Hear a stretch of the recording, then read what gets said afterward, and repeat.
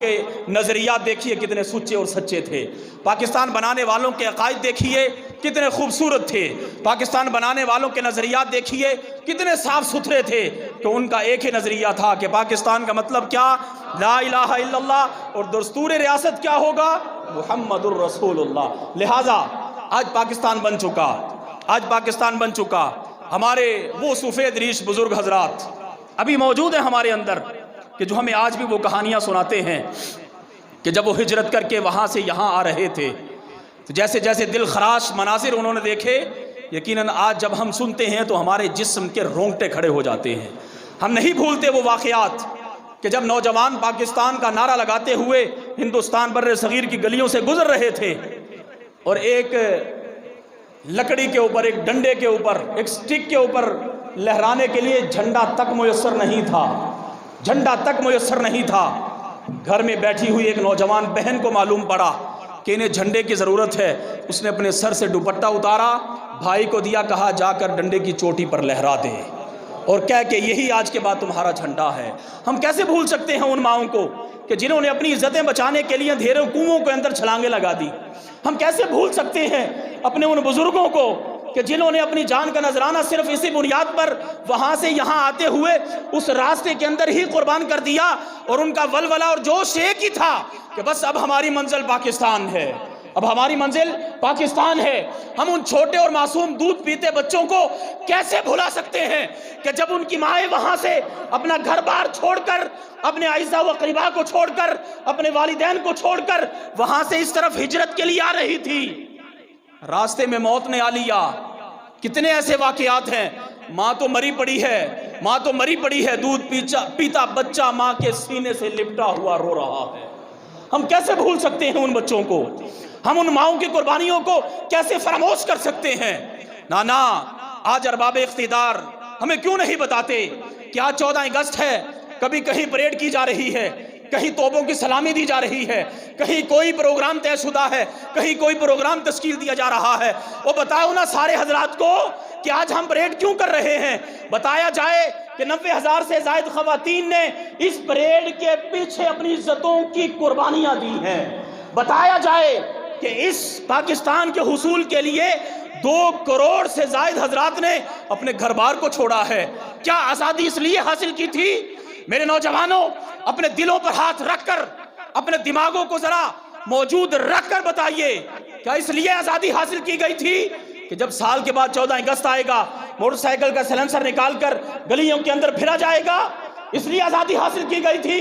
کیا اس لیے آزادی حاصل کی گئی سال کے بعد جب 14 اگست آئے 100 روپیہ اپنے بچوں کو دیں، وہ لا کر باجے بجائیں اور خود بھی اپنا جینا حرام کریں، گھر والوں کا جینا بھی حرام کریں، گلی محلے والوں کا بھی جینا حرام کریں؟ کیا اس لیے یہ آزادی حاصل کی گئی تھی؟ اور یہ آزادی بنانے کا کون سا انداز ہے؟ یہ کہاں سے ہم نے سیکھ لیا؟ نانا، کیا کل قیامت کے دن وہ حضرات جنہوں نے اپنی جانوں کا نذرانہ پیش کیا تھا ان کے ہاتھ اور ہمارے گریبان نہیں ہوں گے کہ اس لیے ہم نے اپنی جان پیش کی کہ تم یہاں 14 اگست پر آ کر موٹر سائیکل کا سیلنسر نکال کر گلی کوچوں اور چوراہوں اور سڑکوں پر پھرو گے؟ نانا، ایسا نہیں، یہ آزادی نہیں ہے، یہ آزاد خدا کے لیے یہ آزادی نہیں ہے۔ اور یہ بھی آزادی نہیں 14 اگست آئے منہ پر جھنڈا مناؤ اور بس پورے سال کے لیے ہم پھر خواب خرگوش کے مزے سوتے رہیں، یہ بھی آزادی نہیں ہے۔ آزادی حقیقی معنوں میں کیا ہے؟ آج پھر ہم نے اسی سبق کی طرف پلٹنا ہوگا، آج پھر ہمیں اسی آئین کی طرف پلٹنا ہوگا، آج پھر ہمیں اسی دستور کی طرف آنا ہوگا کہ جو پاکستان بناتے وقت ہمارے بزرگوں کے ذہنوں کے اندر تھا۔ آج پھر اگر ہم چاہتے ہیں کہ یہ پاکستان نیچے سے اوپر کی طرف جائے، آج اگر ہم چاہتے ہیں کہ پوری دنیا میں جہاں بھی پاکستان کا نام آئے ہمارا سر فخر سے بلند ہو جائے، تو پھر ہمارے ارباب اقتدار کو چاہیے کہ وہ کام کریں، وہ نظام پاکستان کے اندر نافذ کریں کہ جس نظام کی بدولت پاکستان اوپر کی طرف جائے۔ سودی نظام کا خاتمہ کیا جائے، دیگر غیر شرعی خرافات کو ختم کیا جائے، اور ایک ہی واحد حل ہے۔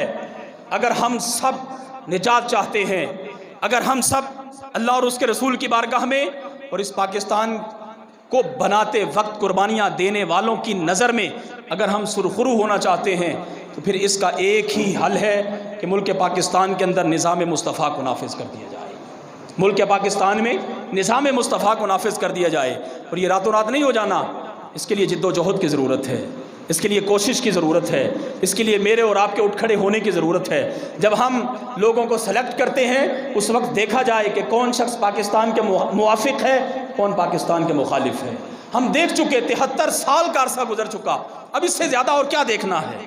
کبھی کوئی آیا روٹی کپڑا مکان کے نام پر، کبھی کوئی سڑکوں بجلی اور نالی کے نام پر، کبھی کوئی کسی نام پر، کبھی کوئی کسی نام پر، کبھی ایک مرتبہ زندگی میں حضور کے نام پہ بھی تو ووٹ دے کے دیکھیے نا، کبھی کوشش تو کر کے دیکھیے کہ اس ملک کے اندر نظام مصطفیٰ نافذ ہو جائے۔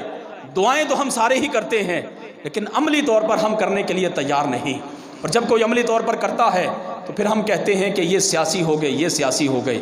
جب تک آپ حضرات اپنی سیاست کو درست نہیں کریں گے، جب تک آپ اپنے انتخاب کو درست نہیں کریں گے، جب تک آپ اپنی سلیکشن کو درست نہیں کریں گے، اس وقت تک یہ نظام اسی طرح چلتا رہے گا۔ پھر ہم آئے دن دیکھیں گے آج فلاں کی بیٹی کی عزت تار تار ہو گئی، آج فلاں کا گھر لٹ گیا، آج فلاں پر ڈاکہ پڑ گیا، آج فلاں کے حق کو غصب کر لیا گیا۔ یہ معاملات پھر اسی طرح چلتے رہیں گے۔ اگر ان ساری باتوں کا ہم سب حل چاہتے ہیں تو پھر اس کا ایک ہی علاج ہے، اور وہ علاج ہے پاکستان کا مطلب کیا، دستور ریاست کیا ہوگا۔ اگر ہم اس پاکستان کے اسی مطلب کو سامنے رکھیں